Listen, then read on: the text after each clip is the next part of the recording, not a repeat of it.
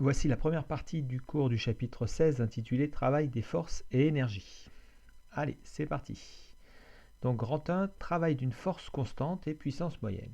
Donc pour appréhender la notion de travail d'une force, partons de la situation fictive suivante. Nous avons 5 personnages qui cherchent à déplacer donc un wagon posé sur des rails pour aller donc du point A vers le point B. Donc ces 5 personnages tirent sur une corde avec la même intensité, la même force. Alors, lequel de ces personnages aura la plus grande efficacité pour le déplacement? Eh bien, vous l'aurez deviné, c'est le personnage F1 qui pourra dire que c'est lui le meilleur. Ensuite viendront les personnages F2 et F3 qui pourront dire eh bien, qu'ils font ce qu'ils peuvent. Le personnage F5, lui, a toutes les raisons d'être inquiet, puisque lui, il ne sert à rien. Voilà. Et enfin, le personnage F4, lui, pourra dire je résisterai, puisqu'en fait, il va à l'encontre des 3 autres ou 4 autres personnages. Voilà. Donc, par cette petite situation, eh bien, on comprend ce que c'est que le travail d'une force. Le travail d'une force donc va mesurer les effets d'une force sur le déplacement d'un corps. Voilà. Donc le travail d'une force, c'est une énergie. Hein, c'est l'énergie fournie par cette force lorsque son point d'application se déplace. On pourra prendre cette définition pour le travail.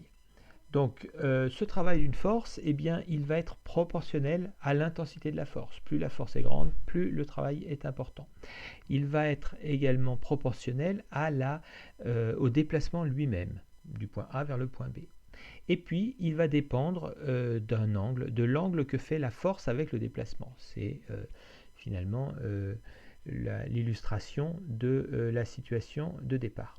Donc on pourra écrire que le travail de la force F sur le déplacement AB est égal au produit de F par AB par cosinus alpha, alpha étant l'angle entre la force et le déplacement. Eh bien, tout ceci peut se regrouper avec le produit scalaire mathématique, donc c'est aussi F produit scalaire AB. Voilà. Donc, on rappelle les unités. Le travail, c'est une énergie, donc il s'exprime en joules. La force s'exprime en newton. Le déplacement AB s'exprime en mètres. Et l'angle alpha, eh bien, c'est un angle en radian ou en degrés. Alors, le travail sera dit moteur lorsque la force agira dans le sens du déplacement. Donc, lorsqu'elle va finalement, par son action, faciliter le déplacement de l'objet en question. Donc ça, c'est quand l'angle alpha est compris entre moins 90 et plus 90 degrés. Dans ce cas-là, on a un travail qui sera positif puisque le cosinus sera positif. Le travail sera dit résistant lorsque la force s'opposera au déplacement. Donc, ce sera le cas lorsque l'angle alpha il sera supérieur à 90 degrés ou inférieur à moins 90 degrés. Voilà. Alors, quelques cas particuliers que l'on va voir à présent. Prenons donc l'exemple d'un véhicule qui se déplace de manière rectiligne d'un point A vers un point B. Donc ce véhicule est soumis à 4 forces, son poids, la réaction normale du sol, la force motrice et la force de frottement.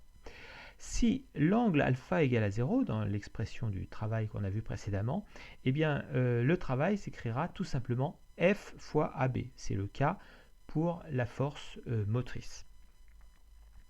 Si cet angle alpha est égal à 180 degrés, alors cosinus 180 degrés est égal à moins 1, et donc le travail va être négatif, égal à moins F fois AB. Voilà. Donc c'est le cas du travail des forces de frottement. Et puis si cet angle alpha est égal à 90 degrés ou moins 90 degrés, eh bien finalement les forces n'auront aucun effet sur le déplacement, elles ne participeront pas au mouvement et donc leur travail sera nul. C'est le cas des travaux, donc des forces du poids et de la réaction normale de la route.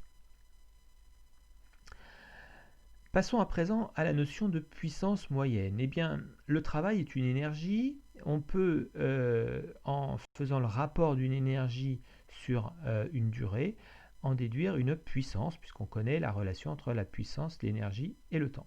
Donc la puissance moyenne développée lors d'un travail, qu'on peut noter W pendant une durée delta T, cette puissance elle sera égale au rapport de ce travail W divisé par la durée delta T.